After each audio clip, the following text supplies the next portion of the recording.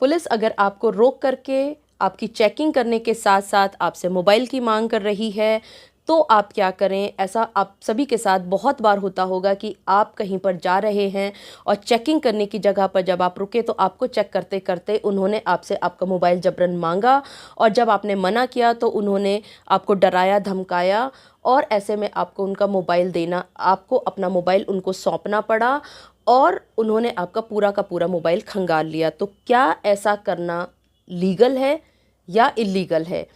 आप सभी ने बिल्कुल ठीक समझा। आज मैं आप सभी को इसी विषय पर विस्तार से चर्चा करूंगी कि अगर ऐसी स्थिति से आपको दो चार होना पड़ जाए तो आप क्या करें।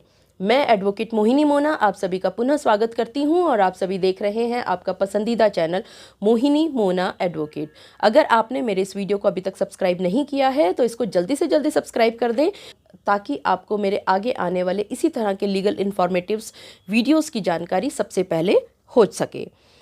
आजकल आप सभी ने देखा होगा कि पुलिस अचानक से बहुत ज़्यादा मोटिवेट हो चुकी है आर्यन खान के केस के बाद वो आते जाते लोगों को रोक रही है, टोक रही है और उनके मोबाइल को चेकिंग के बहाने ले रही है। अगर इसके अंदर ड्रग्स या गांजा से संबंधित कोई भी जानकारी मिलती है तो फिर वो आपके विरुद्ध कार्यवाही करे। लेकिन ये कितना सही है और कितना गलत? पुट्टू स्वामी वर्सेस यूनियन ऑफ इंडिया, ये एक ऐसा केस था जिसमें राइट टू प्राइवेसी को सुप्रीम कोर्ट ने बहुत अच्छी तरह से डिटेल में डिफ़ाइन किया था। ये केस आधार कार्ड से रिलेटेड केस था, और यहाँ पर सुप्रीम कोर्ट ने कहा था कि जो आपका राइट टू प्राइवेसी है ये आपका फंडामेंटल राइट है। यहाँ संविधान के आर्टिकल 21 की भी व्याख्या की गई थी, और ये बहुत अच्छी तरह से बहुत डिटेल में डिस्क्राइब किया गया था कि राइट टू लाइफ और लिबर्टी के अंदर ही ये फंडामेंटल राइट होता है। उसके बावजूद भी पुलिस आपको गाहे बेगाहे रोकती है, आपसे मोबाइल मांगती है और आप दे देते हैं। चाहे वो डर की वजह से आप देते हों या किसी और वजह से देते हों, लेकिन आप क्यों दे रहे हैं? आप इनकार भी तो कर सकते हैं, आप इनकार क्यों नहीं करते हैं? मान लीजिए पुलिस ने आपको चेकिंग के बहाने आपको रोका, कोई बात नहीं, आपको रोका जा सकता है। चेकिंग हो रही है, बिल्कुल हो सकती है आपकी चेकिंग, क्योंकि किसी भी मॉल में या किसी भी जगह पर जाने से पहले पुलिस आपको चेक कर सकती है। लेकिन मोबाइल की चेकिंग क्यों? क्या रोल है आपके मोबाइल का? ये आपकी प्राइवेट चीज़ है। आप ये मोबाइल क्यों आप उसको दे रहे हैं? आप पूछ सकते हैं कि ये मेरा जो मोबाइल है ये मेरी प्राइवेट चीज़ है, मैं इसको क्यों दूं? क्या मैंने कोई क्राइम किया है? अगर मैंने कोई क्राइम किया है और उस क्राइम में इस मोबाइल की कोई इन्वॉल्वमेंट है तो वाकई में फिर आपको अपना मोबाइल पुलिस को सौंपना होगा। लेकिन अगर ऐसी कोई भी क्राइम आपने नहीं किया है, आप सिर्फ कहीं से जा रहे हो, आ रहे हो, लेकिन वहाँ पर आपका मोबाइल खंगाला नहीं जा सकता है पुलिस के लिए, और लोग यहाँ पर कुछ भी नहीं कोई भी कह रहा है, लोग ऑब्जेक्शन नहीं रेस कर रहे हैं। शायद उनको ये पता ही नहीं है कि इस तरह से पुलिसकर्मी कोई भी आपके मोबाइल को नहीं जबरन ले सकता चेकिंग के बहाने। जैसे पुट्टू स्वामी वर्सेस यूनियन ऑफ इंडिया के केस में सुप्रीम कोर्ट ने बहुत अच्छी तरह से ये बताया कि ज़्यादातर बैंक आधार कार्ड को मांगते हैं छोटी छोटी चीज़ों के बहाने। यहाँ आपकी अपनी इच्छा होती है कि आप उसको आधार कार्ड दें या ना दें, ये बिल्कुल ऑप्शनल है। यानी कि ये मैंडेटरी नहीं है कि अगर बैंक ने आपसे आधार कार्ड मांगा है तो आपको वो देना ही देना पड़ा होगा। इस केस के आने के बाद सभी लोगों को इस बात की जानकारी हो चुकी है आई एम सॉरी, कि कोई भी बैंक कर्मी आपसे छोटे मोटे काम के लिए ज़बरदस्ती आधार कार्ड नहीं मांग सकता। अगर आधार कार्ड वो मांग रहा है तो ये आपके लिए बिल्कुल ऑप्शनल है, आपकी मर्जी होगी तो आप देंगे, नहीं मर्जी होगी तो नहीं देंगे, ये मैंडेटरी नहीं है।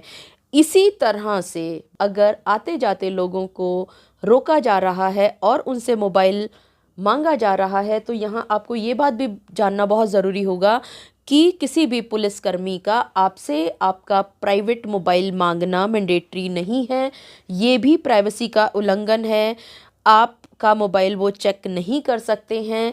आप अगर वो ऐसा कर रहे हैं, आपसे ज़बरदस्ती आपसे मोबाइल मांग रहे हैं, तो आप उनके विरुद्ध कार्यवाही कर सकते हैं। लेकिन यहाँ पर ये सब करने से पहले आपको ये जानकारी होना ज़रूरी है कि किस सिचुएशन में कैसे डील किया जाना है।